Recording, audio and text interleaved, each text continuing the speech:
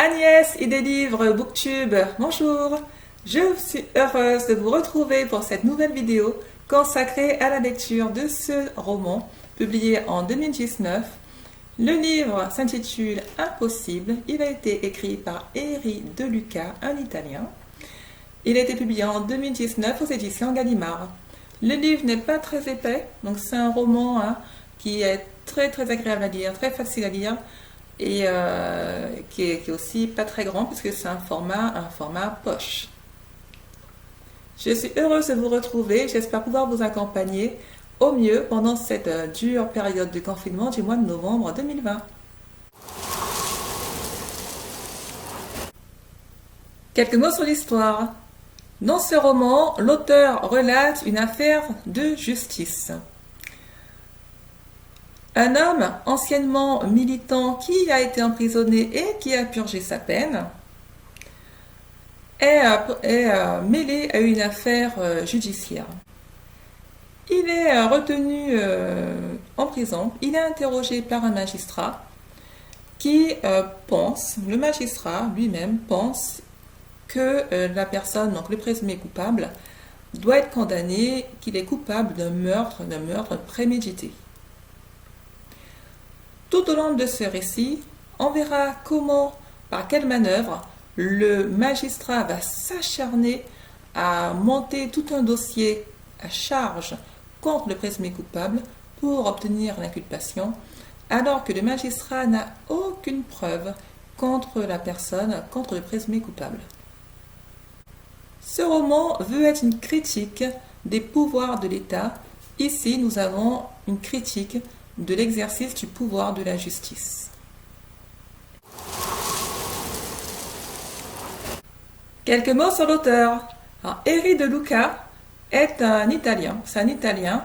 Le texte que vous voyez ici est un texte traduit de l'italien. Eri De Luca est quelqu'un qui est un auteur qui est connu en Italie, en tout cas qui a bonne presse en Italie. Et il est également connu un peu en France.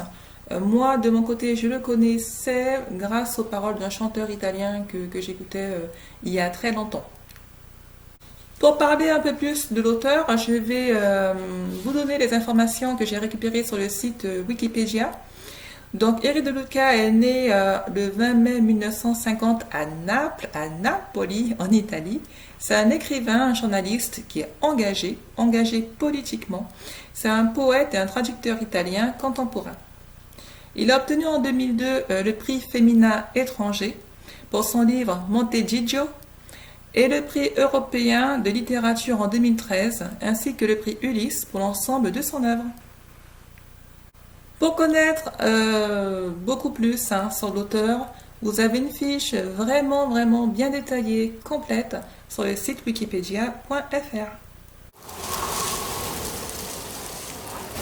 La réputation de ce roman. Alors, ce roman a eu franchement des applaudissements, a reçu des applaudissements. France Inter lui attribue une chronique écrite par Kathleen Evin.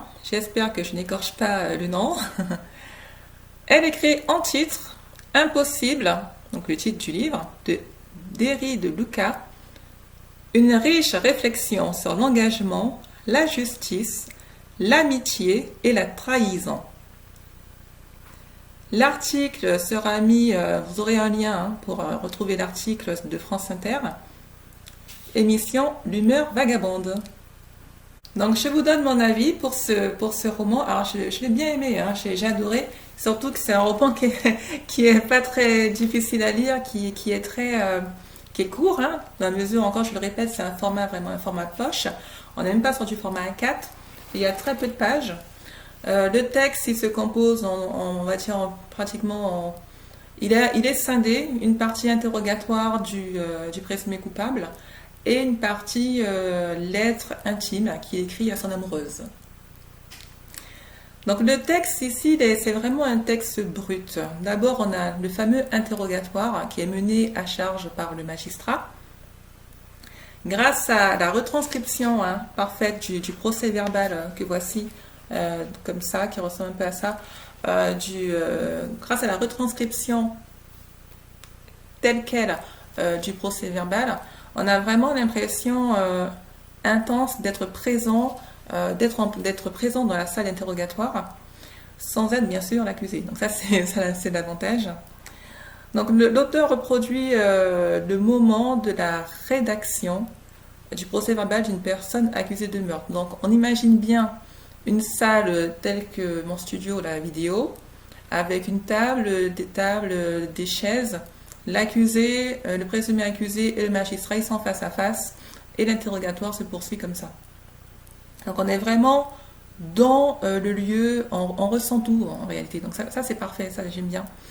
On ressent également les émotions intimes de l'accusé. C'est-à-dire que lorsqu'il écrit par exemple des lettres douces à son amoureuse, on ressent l'amour qu'il lui porte, on ressent même son chagrin parce qu'il lui confie des choses par rapport à l'interrogatoire, comment il a ressenti le magistrat, etc. etc.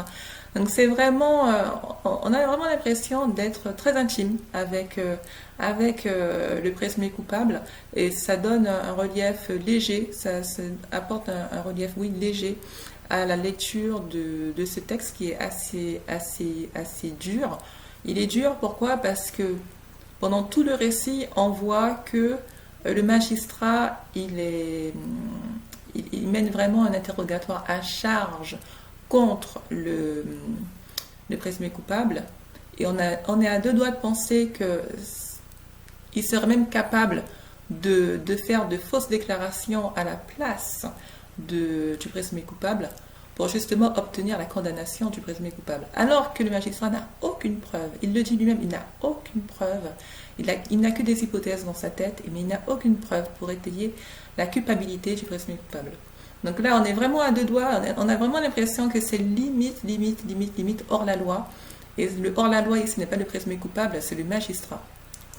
Donc je salue cette très très belle critique de la justice italienne, parce que là, l'histoire se déroule en Italie avec tous les problèmes qu'ils ont eu avec la révolution, enfin la terreur des années de plomb, des années 70-80, où un groupe de militants qui assassinaient des gens, qui volaient les institutions pour défendre leur liberté. Enfin, bon, voilà, bon.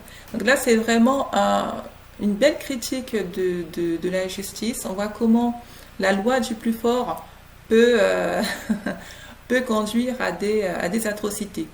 Encore, je me répète, là, le présumé coupable, il est à deux doigts de se faire inculper pour meurtre, sans preuve.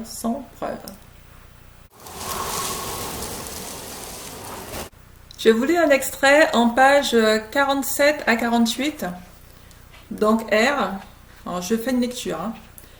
Je n'en ai pas besoin. Il s'agit d'une affaire entre vous, représentant de l'État, et moi. Je suis vieux et j'en ai déjà vu pas mal. Cette situation ne m'inquiète pas. Je n'ai ni femme ni enfant qui m'attendent à la maison pour rougir d'un proche inculpé d'homicide. Que ce soit un homme âgé qui vous le dise va vous sembler bizarre. Moi, j'ai plus de temps que vous. Non seulement celui déjà passé, mais celui d'à présent. J'ai du temps à revendre dans cette cellule. Je l'utilise pour vous devancer.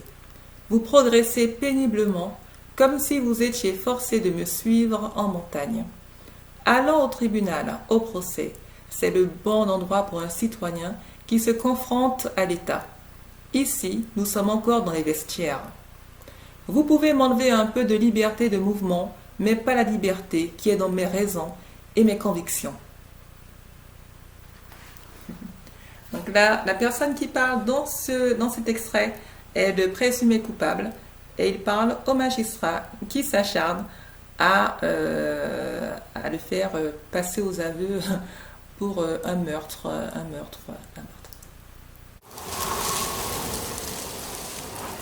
Agnès et des livres, c'est terminé pour aujourd'hui. J'espère que vous avez apprécié cette vidéo. Ce roman, je l'ai trouvé dans ma bibliothèque, près de chez moi. J'espère que vous, si ça vous intéresse, vous pouvez toujours essayer de le trouver. Je pense c'est un auteur qui est quand même connu en France, même si c'est un auteur italien. Donc allez-y, ça vaut le coup. Ça vous permettra de passer un petit peu de bons moments malgré ce confinement. Agnès Idélivre, Booktube vous remercie, mais également elle soutient je soutiens toutes les petites entreprises qui ont du mal à joindre les deux bouts avec cette histoire de confinement forcé. De mon côté, moi en tant qu'écrivain, je rencontre également des difficultés pour mes livres, pour la production de mes livres, pour la commercialisation de mes livres. Donc bon, c'est pas une période très très très évidente, je pense, pour tout le monde. Je tiens bon, je tiens bon, je tiens bon. Apparaître prochainement un livre illustré pour les enfants. Donc je suis en train de terminer les illustrations. Je vous en parlerai bien sûr dans une nouvelle vidéo.